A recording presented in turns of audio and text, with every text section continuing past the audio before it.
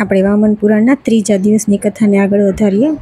પિતામહ બ્રહ્મા ભૂલોક આદિ ભુવનોને સંશુદ્ધ શ્રી વિષ્ણુને મળવા ક્ષીરસાગર પહોંચ્યા. ત્યાં તેમને ભક્તિપૂર્ણ પ્રણામ કરી પૂછ્યું કે હે દેવ, સમસ્ત ભુવન વિક્ષુબ્ધ કેવી રીતે થઈ ગયા છે? શ્રીહરિએ કહ્યું કે બ્રહ્મા મહર્ષિઓએ શિવના લિંગને પાડી નાખ્યું છે. લિંગના ભારથી કષ્ટમાં પડેલી પૃથ્વી વિચલિત થઈ રહી છે. પુલત્ય બોલ્યા કે હે નારદજી, બ્રહ્માજીએ અદ્ભુત વાત સાંભળી બોલ્યા કે હે દેવેશ, આપણે બધા ત્યાં જઈએ. પછી બ્રહ્મા અને જગતપતિ વિષ્ણુ ત્યાં પહોંચ્યા જ્યાં શંકરનું લિંગ પડ્યું હતું. શિવજીના અનંત લિંગને જોઈ આશ્ચર્યચકિત થઈ હરિ ગરુડ પર સવાર થઈ તેની માહિતી મેળવવા પાતાળમાં પ્રવિષ્ટ થયા તથા બ્રહ્મા પદ્યપાન દ્વારા સંપૂર્ણ ઉર્ધ્વાકાશને ઓળંગી ગયા, પરંતુ તે લિંગનો અંત ન મળ્યો અને આશ્ચર્યમુગ્ધ થઈ તેઓ પાછા આવી ગયા. નારદજી, આ રીતે જ્યારે ચક્રપાણી ભગવાન વિષ્ણુ પણ સાતે પાતાળમાં પ્રવેશ કરી તે લિંગનો અંત મેળવ્યા વિના ત્યાંથી બહાર આવ્યા, ત્યારે બ્રહ્મા વિષ્ણુ અને બંને શિવલિંગની પાસે જઈ તેમની સ્તુતિ કરવા લાગ્યા. હે શૂલપાણી, આપને પ્રણામ છે. હે વૃષભધ્વજ, ભમુતવાહન, કવિ સર્વ ત્રંબક શંકર, આપને પ્રણામ છે. મહેશ્વર, મહેશાન, સુવર્ણાક્ષ, વૃષાકપે, દક્ષ યજ્ઞનો વિધ્વંસ કરનાર કાલરૂપ શિવ, આપને નમસ્કાર છે. હે પરમેશ્વર, આપ આ જગતના આદિ, મધ્ય અને અંત છો. આપ છો ઐશ્વર્યપૂર્ણ ભગવાન, સર્વત્ર ગ્રામી છો. આપને પ્રણામ છે. પુલત્ય બોલ્યા, તે દારુવનમાં આ પ્રમાણે સ્તુતિથી પ્રસન્ન થઈ પ્રગટ થઈ ભગવાન હરે મૂર્તિમાન થઈ તે બંનેને આ પ્રમાણે કહ્યું. આપ બંને શ્રી વિષ્ણુ અને બ્રહ્માજી સર્વ દેવતાઓના સ્વામી છો. તમે ચાલતા ચાલતા થાકી ગયેલા તથા કામાગ્નિથી બળેલા અને સર્વ પ્રકારથી અસ્વસ્થ એવા મારી સ્તુતિ કેમ કરો છો? બ્રહ્મા વિષ્ણુ બોલ્યા કે શિવજી, આપનું જે આ લિંગ પાડી નાખવામાં આવ્યું છે તેને પુનઃ આપ ગ્રહણ કરો, એટલા માટે અમે આપની સ્તુતિ કરી રહ્યા છીએ. શિવજીએ કહ્યું કે હે શ્રેષ્ઠ દેવો, જો બધા દેવતા મારા લિંગની પૂજા કરવાનું સ્વીકારે તો હું તેને પુનઃ ગ્રહણ કરીશ નહીં તો કોઈ પણ રીતે તેને ધારણ નહીં કરું. ભગવાન વિષ્ણુ બોલ્યા કે હે શિવજી, એમ જ થશે. પુલત્ય બોલ્યા કે પછી બ્રહ્માજીએ સ્વયં તે સુવર્ણ જેવું લિંગ ગ્રહણ કર્યું. ત્યારે ભગવાને ચારે વર્ણને દરેક લિંગને અર્ચનાના અધિકારી બનાવ્યા. તેમના શાસ્ત્ર વિવિધ પ્રકારના વચનોથી પ્રખ્યાત છે. મુને, શૈવ, પશુપત, કાલમુખ તથા કાપાલિક અથવા ભૈરવ એ શિવ ભક્તોના સંપ્રદાય છે. મહર્ષિ વશિષ્ઠના પુત્ર શક્તિ ઋષિએ શૈવ સંપ્રદાયનો ભરદ્વાજે, પાશુપત સંપ્રદાયનો મહર્ષિ આપસ્પંબ, કાલમુખને અને કુબેરે કાપાલિક સંપ્રદાયનો પ્રચાર કર્યો. આ પ્રમાણે બ્રહ્માજી શિવની ઉપાસના માટે 4 સંપ્રદાયનું વિધાન કરી બ્રહ્મલોકમાં ચાલ્યા ગયા. બ્રહ્માજીના ગયા પછી મહાદેવે તે લિંગને સમેટી લીધું તથા તે ચિત્રવનમાં સૂક્ષ્મ લિંગ પ્રતિષ્ઠાપિત કરી વિચરણ કરવા લાગ્યા. ચિત્રવનમાં પણ શિવજીને ઘૂમતા જોઈ પુષ્પધનમાં કામદેવ પુનઃ તેમની સામે એકાએક ખૂબ નજીક આવી તેમને સંતાપન બાણથી વિંધવા તૈયાર થયા. ત્યારે તેને આ રીતે ઉભેલા જોઈ શિવજીએ તે કામદેવને માથાથી ચરણ સુધી ક્રોધભરી દ્રષ્ટિથી જોયો. તે દ્રષ્ટિથી તે પગથી કટીવ સુધી બળી ગયો. પોતાના ચરણોને બળતા જોઈ પુષ્પાયુધ કામે પોતાના શ્રેષ્ઠ ધનુષને દૂર ફેંકી દીધું. તેથી તેના 5 ટુકડા થઈ ગયા, જેમાંથી ચંપક વૃક્ષ, બકોલ વૃક્ષ, ગુલાબ, ચમેલી અને માલતી બની ગયા. નારદજી દેવ દ્વારા જાતિ ચમેલી પુષ્પની સાથે અન્ય સુંદર તથા સુગંધિત પુષ્પોની સૃષ્ટિ થઈ. કટીથી ઉપરનું શરીર બળતી વખતે કામદેવ પોતાના બાણોને પણ પૃથ્વી પર ફેંક્યા, જેમાંથી હજારો પ્રકારના ફળયુક્ત વૃક્ષ ઉત્પન્ન થઈ ગયા. શિવજીની કૃપાથી દેવતાઓ દ્વારા પણ અનેક પ્રકારના સુગંધિત અને સ્વાદિષ્ટ કેરી વગેરે સ્વાદિષ્ટ ફળ ઉત્પન્ન થયા. આમ કામદેવને ભસ્મ કરી અને પોતાના શરીરને સંયત કરી સમર્થ અવિનાશી શિવ પુણ્યની કામનાથી હિમાલય પર તપસ્યા કરવા ચાલ્યા ગયા. આમ પ્રાચીન સમયમાં દેવ શ્રેષ્ઠ શિવજી દ્વારા ધનુષ બાણ સહિત કામ દગ્ધ કરવામાં આવ્યો હતો. ત્યારથી દેવતાઓમાં પ્રથમ પૂજિત તે મહાધનુર્ધર દેવો દ્વારા અનંગ કહેવામાં આવ્યો. ત્યાર પછી અધ્યાય 7મો, ઉર્વશીની ઉત્પત્તિ કથા, પ્રહલાદજી અને નારાયણનું યુદ્ધ. પુલત્ય બોલ્યા કે નારદજી, તે પછી સમર્થ નારાયણ ઋષિ કામદેવને જોઈ હસતા હસતા બોલ્યા, કામ તું અહીં બેસ. કામ તેમની અક્ષુબ્ધતા જોઈ ચકિત થઈ ગયો. વસંતને પણ નારાયણે કહ્યું કે આવ બેસ. તે પછી ભગવાન નારાયણ મુનિ હસીને એક ફૂલથી ભરેલી મંજરી લીધી અને પોતાની જાંઘ પર એક સુવર્ણ અંગવાળી તરુણીનું ચિત્ર દોરી તેને સજીવ બનાવી દીધી. નારાયણની જાંઘથી ઉત્પન્ન થયેલી તે સર્વાંગ સુંદરીને જોઈ કામદેવ મનમાં વિચારવા લાગ્યો કે શું આ સુંદરી મારી પત્ની રતિ છે? તેની આંખો અલક, લટો, મુખમંડળ, સુંદર નાસિકા, 2 સજ્જન પુરુષોની માફક પરસ્પર મળેલા માસલ, સ્તન, કૃશ, ત્રિવલીયુક્ત ઉદર શોભી રહ્યા છે. કંદરોથી મંડિત સ્થૂલ જઘન પ્રદેશ વાસુકી નાગથી વેષ્ટિત મંદરાર પર્વત સમાન સુશોભિત થઈ રહ્યો છે. કેળ સમાન ઉર્ધ્વમૂલ જાંઘવાળી કમળના કેસર સમાન ગોર વર્ણની આ સુંદરીના વિષયમાં વિચારતા આ કામદેવ સ્વયં કામાતુર થઈ ગયો. તો અન્ય પુરુષોની તો વાત જ શું! ઉરુમાંથી જાંઘમાંથી ઉત્પન્ન થયેલી આ ઉર્વશીને જોઈને વસંત ધ્યાનસ્થ થઈ ગયો. કામાદિને ચકિત થયેલા જોઈ નારાયણ મુનિએ કહ્યું કે હે અપ્સરાઓ, હે વસંત, આ અપ્સરા મારી જાંઘમાંથી ઉત્પન્ન થઈ છે. તેને તમે દેવલોકમાં લઈ જાઓ અને ઇન્દ્રને આપી દો.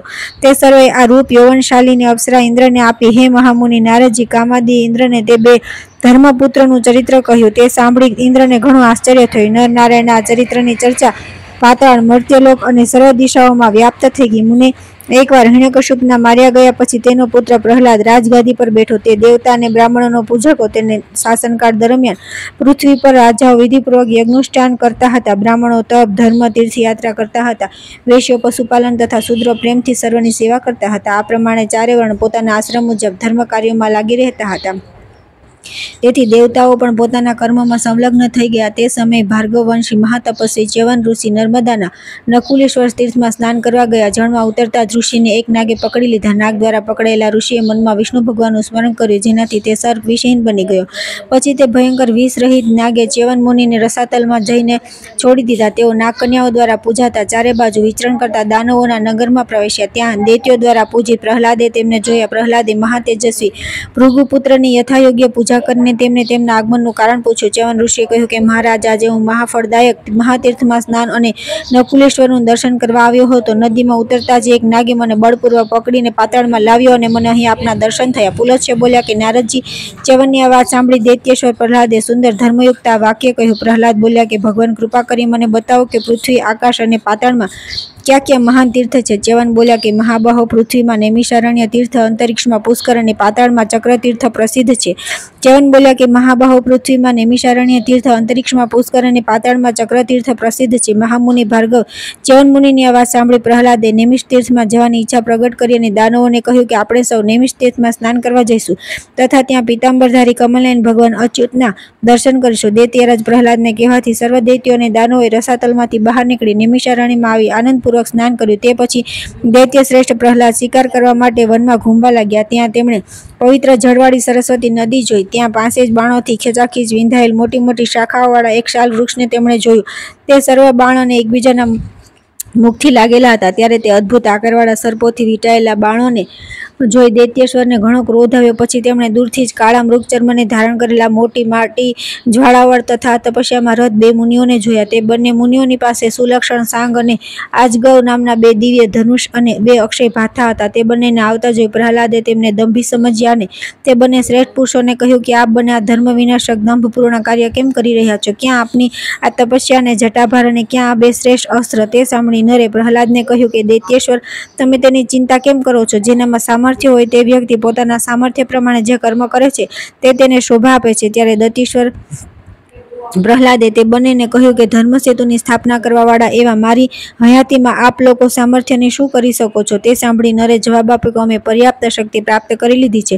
અમે નર અને નારાયણ બંને સાથે કોઈ પણ યુદ્ધ કરી શકતું નથી. તેથી પ્રહલાદે ક્રોધ કરીને પ્રતિજ્ઞા કરી દીધી, હું કોઈ પણ પ્રકારે આપ નર અને નારાયણને યુદ્ધમાં જીતીશ. એવી પ્રતિજ્ઞા કરી દૈત્યેશ્વર પ્રહલાદે વનની સીમા પર પોતાની સેના ખડી કરી દીધી અને ધનુષ પર દોરી ચઢાવી અને ઘોરતર કરતલ ધ્વનિ કર્યો. તે જોઈ નરે પણ આજગવ ધનુષ ચઢાવી ઘણા તેજ બાણ છોડ્યા, પરંતુ પ્રહલાદે અનેક સુવર્ણ પોખળ અપ્રતિમ બાણોથી તે બાણોને કાપી નાખ્યા. આથી ક્રુદ્ધ થઈને નરે પુનઃ અનેક તીક્ષ્ણ બાણ છોડ્યા, પરંતુ પ્રહલાદે નરે છોડેલા બાણો કરતા ઘણા અધિક બાણો છોડી તે બાણોને નષ્ટ કરી દીધા. ત્યારે નર અને દાનવ બંને વીર બાણો તથા ભયંકર શ્રેષ્ઠ અસ્ત્રોથી યુદ્ધ કરવા લાગ્યા. તે પછી પ્રહલાદે બ્રહ્માસ્ત્ર ચલાવી દીધું, પરંતુ પુરુષોત્તમ નરે મહાશસ્ત્રનો પ્રયોગ કરી દીધો. તે બંને અસ્ત્ર પરસ્પર ટકરાઈને પડી ગયા. બ્રહ્માસ્ત્ર વ્યર્થ જતા ક્રોધથી મૂર્છિત પ્રહલાદ વેગથી ગદા લઈ ઉત્તમ રથ પરથી કૂદી પડ્યા. ઋષિ નારાયણે તે સમયે દૈત્યને હાથમાં ગદા લઈ પોતાની તરફ આવતા જોઈ સ્વયં યુદ્ધ કરવાની ઈચ્છાથી નરને પાછળ હટાવી દીધા.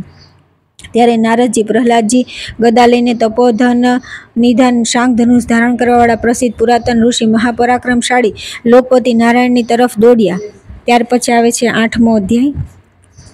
પુલત્સ્ય બોલ્યા કે જ્યારે પ્રહલાદે ભગવાન નારાયણના હાથમાં શાંગ ધનુષ લઈને સામે આવતા જોયા ત્યારે તેમણે પોતાની ગદા ઘુમાવી તેમના શિર પર પ્રહાર કરી દીધો. નારાયણના નેત્રમાંથી અગ્નિના તણખા સમાન આંસુ પૃથ્વી પર પડવા લાગ્યા અને પ્રહલાદની ગદાના સેંકડો ટુકડા થઈ ગયા. પછી દૈત્યેન્દ્ર રથારૂઢ થઈ નારાયણ ઉપર ગ્રંથની પાંખવાળા અનેક બાણો છોડ્યા. નારાયણે તે બાણોને કાપી નાખી બીજા બાણોથી પ્રહલાદને વીંધી નાખ્યા. પછી બંને એકબીજાને મર્મભેદી બાણોથી વીંધી નાખ્યા.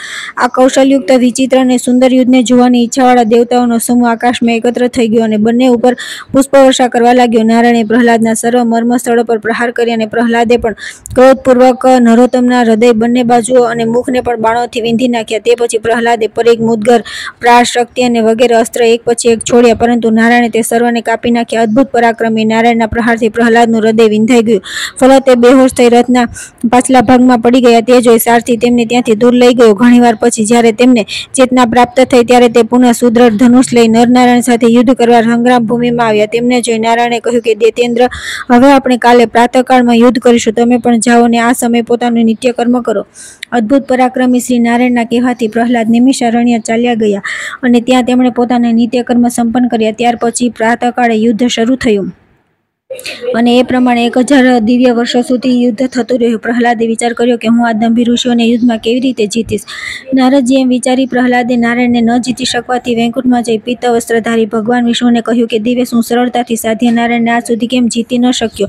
મને તેનું કારણ બતાવો. ભગવાન વિષ્ણુ બોલ્યા કે પ્રહલાદ, મહાબાહુ ધર્મપુત્ર નારાયણ તમારા દ્વારા દુર્જય છે. તે બ્રાહ્મણ શ્રેષ્ઠ ઋષિ, પરમ જ્ઞાની છે. તેમને સર્વ દેવતા અને સર્વ અસુર પણ યુદ્ધમાં જીતી શકે તેમ નથી. પ્રહલાદે કહ્યું કે હે દેવ, એ સાધ્ય દેવ નારાયણ, યુદ્ધભૂમિમાં મારાથી જીતી ન શકાય તો મેં તેમને જીતવાની કરેલી પ્રતિજ્ઞાનું શું થશે? મારી પ્રતિજ્ઞા મિથ્ય થઈ જશે. દેવેશ, મારા જેવી વ્યક્તિહીન પ્રતિજ્ઞા થઈ કેવી રીતે જીવિત રહી શકે? તેથી હે વિષ્ણુ, હું આપની સામે મારા શરીરની શુદ્ધિ કરીશ. પુલત્સ્ય બોલ્યા કે નારદજી ભગવાનને આવું કહીને દાનવેશ્વર પ્રહલાદ સ્નાન કરીને ત્યાં બેસી ગયા અને બ્રહ્મ ગાયત્રીનો જપ કરવા લાગ્યા. તે પછી ભગવાન વિષ્ણુએ તેમને કહ્યું કે હા, તમે જાઓ, તમે તેમને ભક્તિથી જીતી શકશો, યુદ્ધથી કદાપી નહીં. પ્રહલાદ બોલ્યા કે હે દેવાધિદેવ, આપની કૃપાથી મેં 3 લોક અને ઇન્દ્રને પણ જીતી લીધા છે. જો આ સદવતી ત્રિલોકીથી પણ અજય છે અને આપની કૃપાથી પણ હું તેમની સામે ટકી શકતો નથી, તો હું શું કરું? ભગવાન વિષ્ણુ બોલ્યા કે દાનવ શ્રેષ્ઠ, વસ્તુ તો નારાયણ રૂપમાં ત્યાં હું જ છું. હું જગતની ભલાઈની ઈચ્છાથી ધર્મ પ્રવર્તન માટે તે રૂપમાં તપ કરી રહ્યો છું. તેથી પ્રહલાદજી, જો તમે વિજય ઈચ્છતા હો તો તમે મારા તે રૂપની આરાધના કરો. આ અર્થમાં તે સુસાધ્ય છે. પુલત્સ્ય બોલ્યા કે હે મુનિ, નારદજી ભગવાન વિષ્ણુના એ વચન સાંભળી પ્રહલાદ પ્રસન્ન થઈ ગયા અને તેમણે તેમના કાકા હિરણાક્ષના પુત્ર અંધકને બોલાવ્યો અને તેને કહ્યું કે અંધક, તું દૈત્યો અને દાનવોનું પ્રતિપાલન કર. હે મહાભાવ, આ રાજ્ય છોડી રહ્યો છું, તું એને ગ્રહણ કર. અંધકે રાજ્ય સ્વીકાર્યું અને પ્રહલાદજી પવિત્ર બદ્રિકાશ્રમમાં ચાલ્યા ગયા. ત્યાં તેમણે ભગવાન નર અને નારાયણને જોઈને હાથ જોડી તેમના ચરણોમાં પ્રણામ કર્યા. મહાતેજસ્વી ભગવાન નારાયણે તેમને કહ્યું કે મહાસુર, મને જીત્યા વિના જ હવે તમે કેમ પ્રણામ કરી રહ્યા છો? પ્રહલાદજી બોલ્યા કે પ્રભુ, આપને કોણ જીતી શકે? આપથી શ્રેષ્ઠ કોણ હોઈ શકે? આપ જ અનંત નારાયણ પીતાંબરધારી જનાર્દન છો. આપ જ કમલનયન છો, સાંગ ધનુષધારી વિષ્ણુ છો. આપ અવ્યય મહેશ્વર તથા શાશ્વત પુરુષોત્તમ છો. યોગીજન આપનું ધ્યાન કરે છે, વિદ્વાન પુરુષ આપની જ પૂજા કરે છે, વેદજ્ઞ આપના નામનો જપ કરે છે તથા યાજ્ઞિકજન આપનું યજન કરે છે. આપ જ અચ્યુત, ઋષિકેશ, ચક્રપાણી, ધરાધર, મહામત્સ્ય, હયગ્રીવ તથા કુર્મ અવતારધારી છો. આપ હિરણાક્ષ દૈત્યનો વધ કરનાર ભગવાન આદિ વરાહ છો. મારા પિતાને મારનાર ઋષિ છો. આપ જ બ્રહ્મા, શિવ, ઇન્દ્ર, અગ્નિ વગેરે દેવ છો. આપ જ સૂર્ય, ચંદ્ર, પૃથ્વી, આકાશ છો. સહસ્ત્ર રૂપોથી આપે આ જગતને વ્યાપ્ત કર્યું છે. આપને કોણ જીતી શકશે? હે સર્વગત અવિનાશી, આપ કેવળ ભક્તિથી સંતુષ્ટ થઈ શકો છો. ભગવાન બોલ્યા કે હે સુરત, તમારી આ સ્તુતિથી અત્યંત સંતુષ્ટ છું. હે દૈત્ય, તમે અનન્ય ભક્તિથી મને જીતી લીધો છે. પ્રહલાદજી, પરાજિત પુરુષ વિજેતાને દંડમાં રૂપમાં કંઈક પણ આપે છે, પરંતુ હું તમારા દંડના બદલામાં તમને વરદાન આપીશ. તમે ઈચ્છિત વર માગો. પ્રહલાદજી બોલ્યા કે હે જગન્નાથ, આપ તથા નરની સાથે યુદ્ધ કરવામાં મારા શરીર, મન અને વાણીથી જે કંઈ પાપ થયા હોય તે સર્વ નાશ પામો. આપ મને આ વર આપો. નારાયણ બોલ્યા તથાસ્તુ, તમારા પાપ નાશ પામશે. હવે બીજું એક વરદાન માગો. પ્રહલાદજી બોલ્યા કે હે ભગવાન, મારી બુદ્ધિ સદા આપનું ધ્યાન, ચિંતન, પૂજન કરે. નારાયણ બોલ્યા તથાસ્તુ, તમે હજુ એક વર માગો. હું દેય અદેયનો વિચાર કર્યા વિના તમે જે માગશો તે આપીશ. પ્રહલાદજી બોલ્યા કે હે અધોતક્ષ, આપના અનુગ્રહથી મને સર્વ કંઈ પ્રાપ્ત થઈ ગયું છે. આપના ચરણ કમલમાં હું સત લગી રહું અને આપના ભક્તના રૂપમાં જ મારી પ્રસિદ્ધિ થાય. નારાયણ બોલ્યા કે એમ જ થશે. તે ઉપરાંત મારી કૃપાથી તમે અક્ષય, અવિનાશી, અજર અને અમર થશો. દૈત્ય શ્રેષ્ઠ, હવે તમે તમારા ઘરે જાઓ અને સદા ધર્મ કાર્યમાં રત રહો. મારામાં મન લગાવેલું રાખવાથી તમને કર્મબંધન નહીં થાય. આ દૈત્યો પર શાસન કરતા કરતા તમે શાશ્વત રાજ્યનું પાલન કરો. દૈત્ય પોતાની જાતિને અનુકૂળ શ્રેષ્ઠ ધર્મનું અનુષ્ઠાન કરો.